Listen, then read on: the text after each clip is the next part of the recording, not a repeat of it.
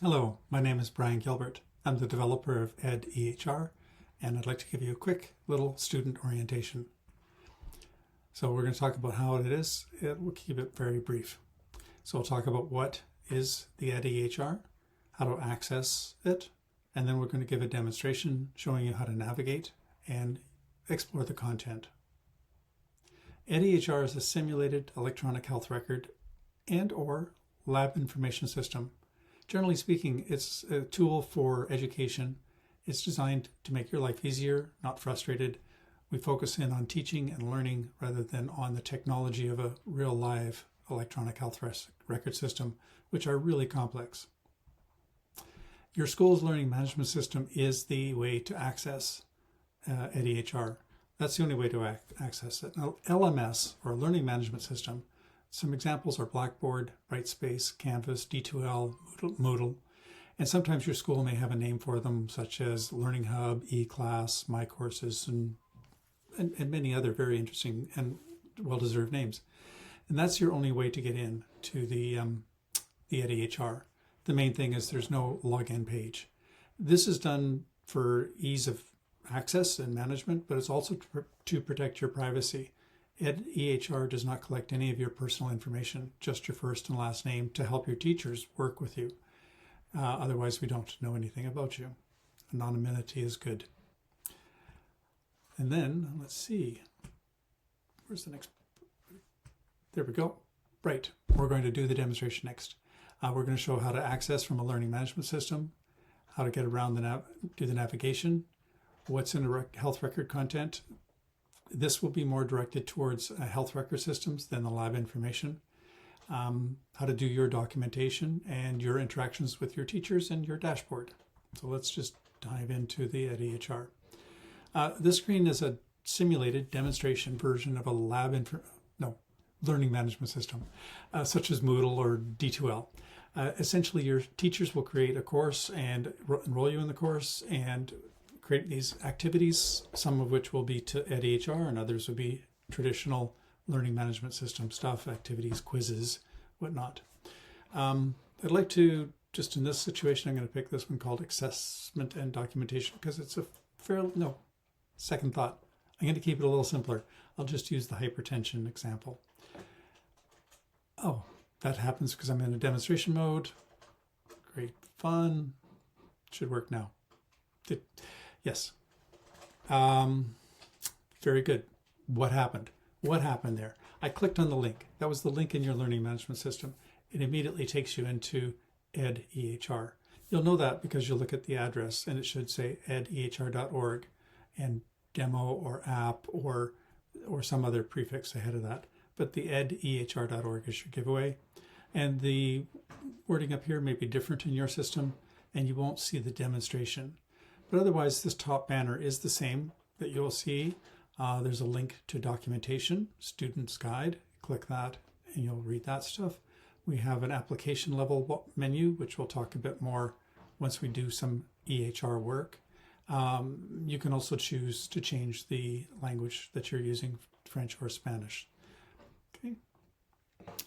The layout of this application has an application bar in white, the learning area bar in blue, and that shows you the name of the activity that the teachers created, the simulation time,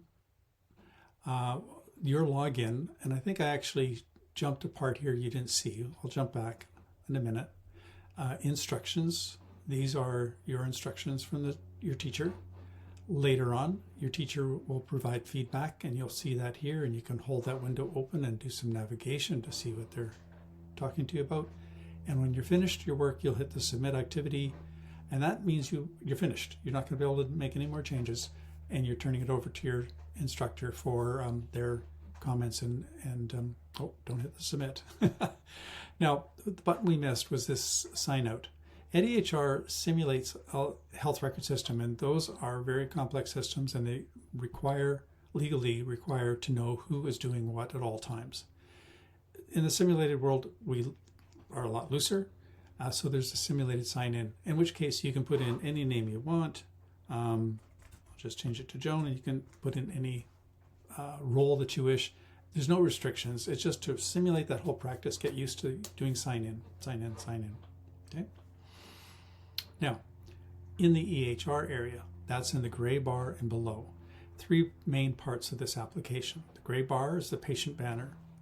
The left-hand side is navigation, EHR navigation, and then in the white area is the main EHR content.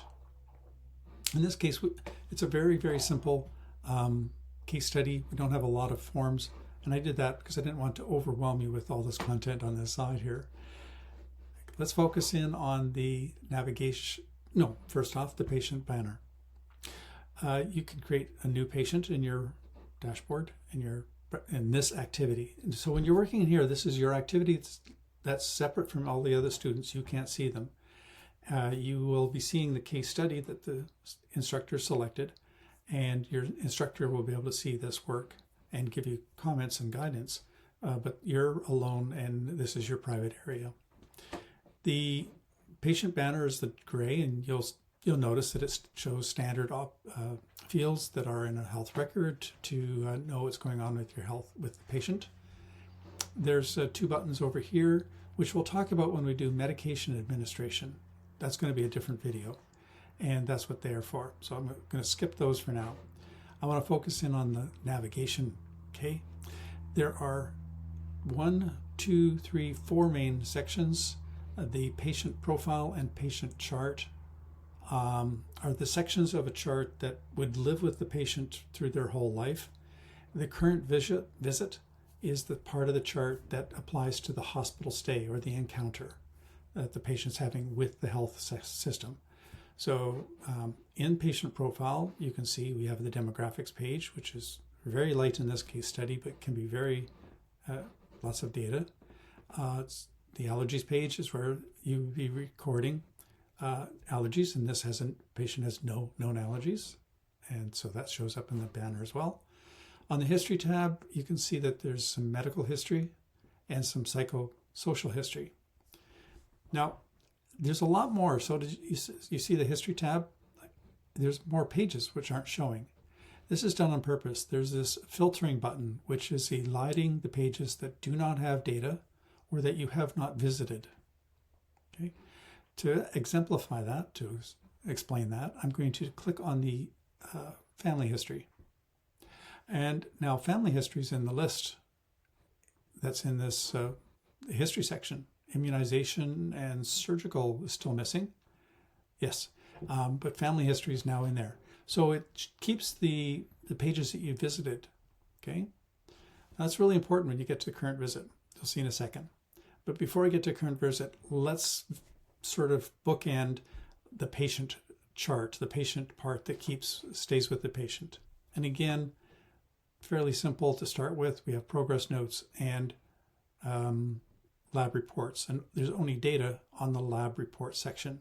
See, so those little dots also tell you that there's a page with data. When it's empty, that's from the case study. When it's full, when the dot is full, that means there's your data is on that page. Going back to the patient chart, you can see there's other pages that you might wish to explore, such as consults. And now that shows up because that's in your favorites. You've used it. Let's just go to the notes, progress notes. This is an important page for many because doing progress notes, S-bar, DAR with focus, and SOAP notes, and you may see some more here and sometimes. Those are all part of the important step of why you need an educational EHR is to practice digital communication. Communicating through this digital technology is difficult, trying to advocate for your patient. So this is why we provide this application, and your instructors are there to mentor you. Now let's go into the current encounter. And this is why I didn't go in there first. There's a lot of pages. There's a lot of assessments, a lot of orders, a lot of checks, a lot of recording that can take place. Maternity, pediatrics, newborn, rehabilitation, medication orders. So as you've learned, only the pages that have content, see there's nothing under assessments, there's some under orders, there would be nothing under the rest. So only the pages that have content or that you've clicked will be shown on the left-hand side. So another thing you can do as well, supposing you needed to do a stroke assessment, you can start typing the word into the heading and it'll find you the page and it'll come to it. So there's a search box. Okay, so we're almost finished this orientation. Let's just look just briefly at the content. This is where you're going to spend most of your time working. There's one more menu over here. Notice this menu. It's on the right-hand side of the page. You click on that. I call it the quick links menu. And some of the very key pages that you might need to visit are here. And it just gives you a way to quickly get to medication orders. I click it correctly. Okay. So going back to neurological assessments and just showing you how you would create a form as you're doing this. You'd be starting to fill in the form, and it's going to be doing some calculations in this case. So the forms are standard format. And what's happened behind the scenes is it's created a draft. That's why it's gone yellow. So there's a draft record being created, saving your work as you work. So when you hit the save button, you can save as draft, right? And then you can return to that and continue working if you had to leave for a minute. Okay? And when you save and you verify, or sometimes another way of putting it is confirm and sign, that record is now locked off. You can't touch it anymore. You're as a person, this is locked. So you got to get used to when you're creating a record, you're practicing making a legal document. I think that's the full extent of the demonstration that we need to do today. We're going to do the medication administration later and many other little updates. So keep in tune. Let's just go back off and say, I wanted to say thanks. If you have any questions, you can write to support@edehr.org or visit our website. Thanks. Hope you have a good day and enjoy EdEHR.